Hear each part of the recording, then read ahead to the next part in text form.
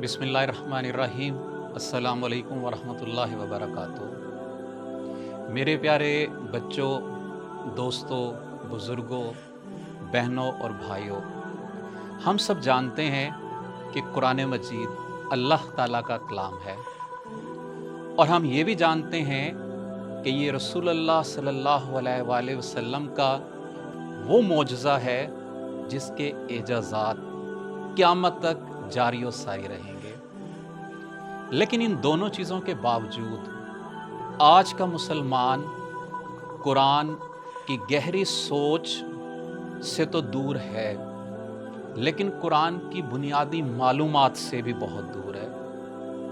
मेरी आज की इस वीडियो का और हफ्तावार आगे आने वाली वीडियोस का एक बुनियादी मकसद ये है कि आप और हम कुरान मजीद के साथ जुड़ जाएं और हमें कम से कम सबसे पहले कुरान मजीद, उसकी सूरतों की बुनियादी मालूमात मुहैया हो जाएं। तो इसी के साथ आज मैं आपके सामने हूँ सूरतुल बकरा की बुनियादी मालूमात के साथ, सूरतुल बकरा के तारुफ के साथ कि सूरतुल बकरा के बारे में हमें किन बुनियादी मालूमात का जानना और पता होना ज़रूरी है।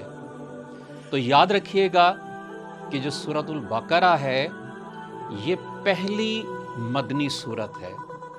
आप लोग जानते हैं कि कुरान मजीद की सूरतों को हम दो में तकसीम करते हैं, कुछ को हम मक्की सूरतें कहते हैं और कुछ को मदनी सूरतें कहते हैं। और मदनी सूरतें उनको कहा जाता है जो हिजरत के बाद रसूलुल्लाह सल्लल्लाहु अलैहि वसल्लम पर नाजिल हुई। और हिजरत के बाद जो पहली सूरत हमारे प्यारे नबी हज़रत मोहम्मद सल्लल्लाहु अलैहि वसल्लम पर नाजिल हुई वो सूरतुल बकरा थी। और आप लोग ये भी जानते होंगे जो इस्लामी साल है जिसे हम हिजरी साल कहते हैं वो भी हिजरत के बाद शुरू हुआ।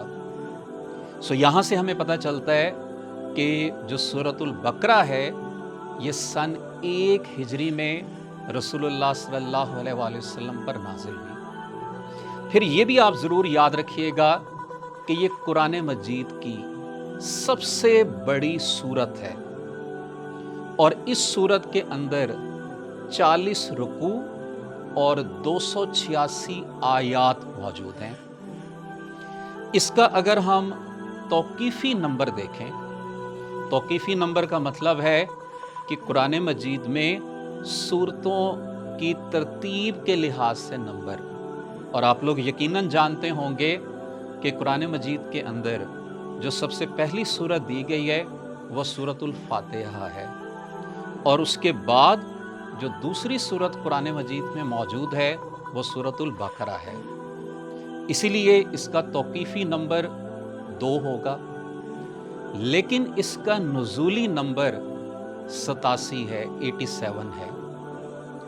और एक चीज़ मैं आपको और बताता चलूँ, हम यकीनन सब जानते होंगे कि कुरान मजीद की कुल सूरतों की तादाद है 114 और नुज़ूली एतबार से 87 नंबर पर होने का मतलब ये है कि इस 87 से आगे जितनी भी सूरतें होंगी वो मदनी सूरतें होंगी।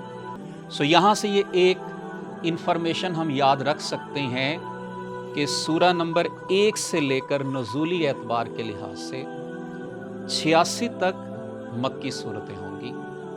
और ये एक बुनियादी इल्म हम सबको होना चाहिए कि 114 में से 86 मक्की सूरतें हैं और बाकी सारी मदनी सूरतें हैं। फिर उसके बाद एक सवाल ये जहन में आता है कि सूरतुल बकरा को ये नाम क्यों दिया गया, किस मुनासबत से दिया गया। तो आप याद रखिएगा कि बकरा अरबी में गाय को कहते हैं। इसका मतलब ये है कि इस सूरत के अंदर कहीं पे गाय का जिक्र होगा और वो जिक्र कहाँ पे है, सूरतुल बकरा की आयत नंबर 67 से लेकर 73 तक उस गाय का जिक्र है जिसे ज़िबह करने का हुक्म बनी इसराइल को दिया गया था, और इसी गाय की मुनासबत से इस सूरा को सूरतुल बकरा कहा जाता है। उसके अलावा एक और बेसिक इंफॉर्मेशन ज़रूर आपके पास होनी चाहिए कि सूरतुल बकरा और इससे अगली आने वाली सूरत यानी सूरा आले इमरान, इन दोनों का आगाज़ हरूफ मुक़त्तात से होता है, और हरूफ मुक़त्तात में भी इन दोनों का आगाज़ अलिफ लाम मीम से होगा। यानी जब आप सूरतुल बकरा पढ़ेंगे तो उसका आगाज़ अलिफ लाम मीम से, और इसी तरह जब आप सूरा आले इमरान पढ़ेंगे जो तौक़ीफ़ी लिहाज से तीसरी सूरत है, उसका आगाज़ भी अलिफ लाम मीम से होगा।